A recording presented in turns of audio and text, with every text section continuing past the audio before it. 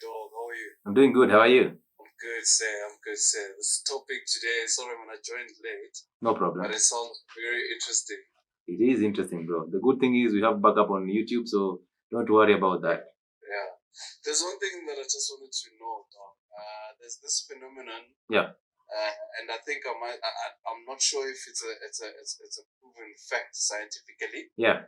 But it is known and said out there that a man needs to ejaculate at least 20 times a month to prevent prostate cancer. How true is that? Wow. I appreciate you for that question. Actually, I've heard that too. That the more you ejaculate, the better your chances of not getting into cancer. This is the point, okay? The point is aimless ejaculation doesn't make sense. You are losing a lot. There is no relationship between ejaculation and cancer. There's no relationship. Trust me.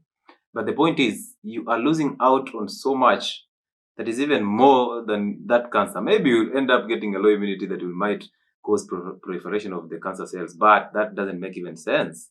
So the point is this: the more you ejaculate, the more weak you become as a man.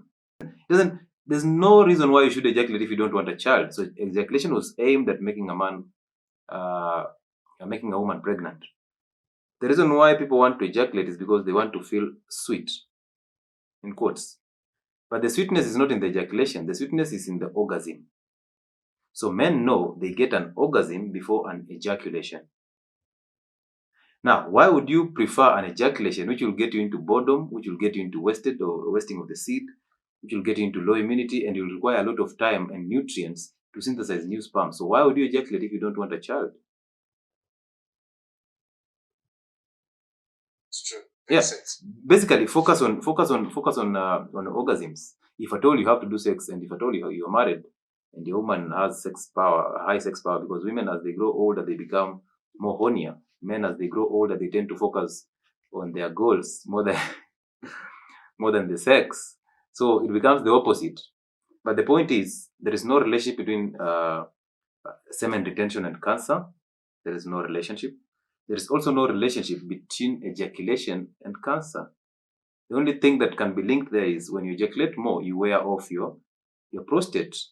But there's no link between ejaculation or semen retention and cancer. Then I've also heard that semen retention, I think, will make a man be full of sperm, and maybe the testicles will get into an enlarged prostate and busting. I don't know. All these misconceptions are just weird. The point is, most men who retain their semen, most time they get wet dreams. And wet dreams are very normal. For somebody who is retaining their semen, wet dreams are very normal. So it's okay to have wet dreams. But the cancer thing, no, it's not true. Yeah.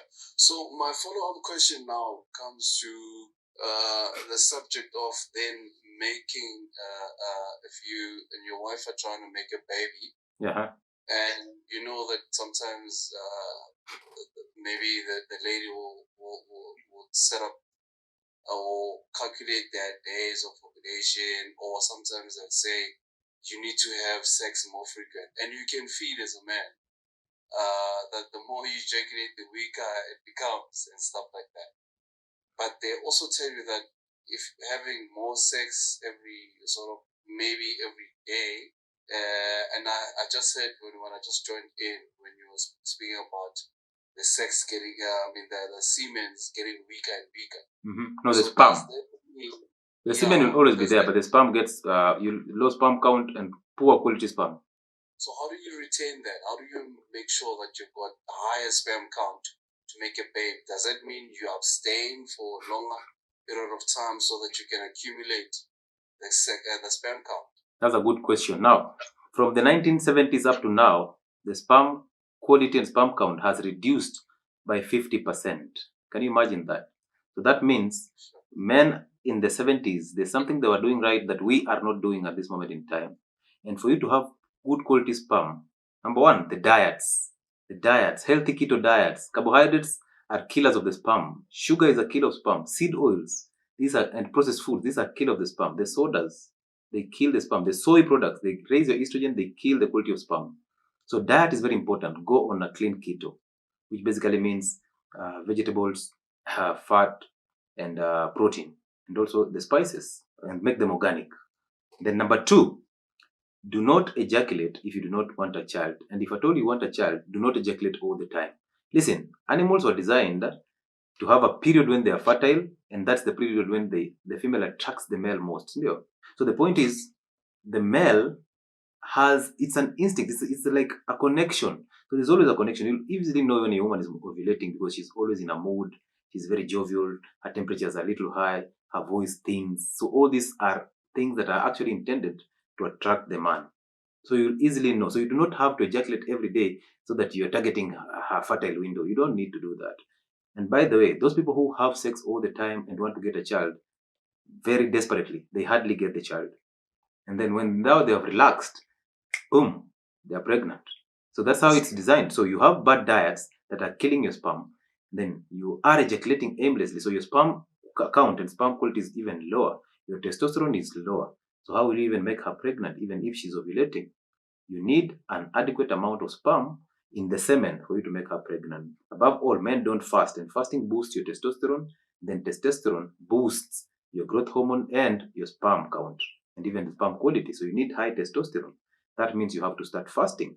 That means you have to go to the gym and lift heavily. That means you have to have sex, get an orgasm, but retain your semen so that you build up the sperm count and the sperm quality. That is how you start. So you must connect the diets, you must connect the gym, you must connect the sun, sleep, fasting, and semen retention. Now, immediately you do that. Once you pound once, bro, you're having a child. All right, Doc. Thank you so much for answering my questions, Doc. I'll follow. Yeah, you can step. I can step down. I'll follow in the comments. Let me give other people the chance. No problem. Thank you so much, Doc. I appreciate you for passing by, bro. That question was very valid. I appreciate you.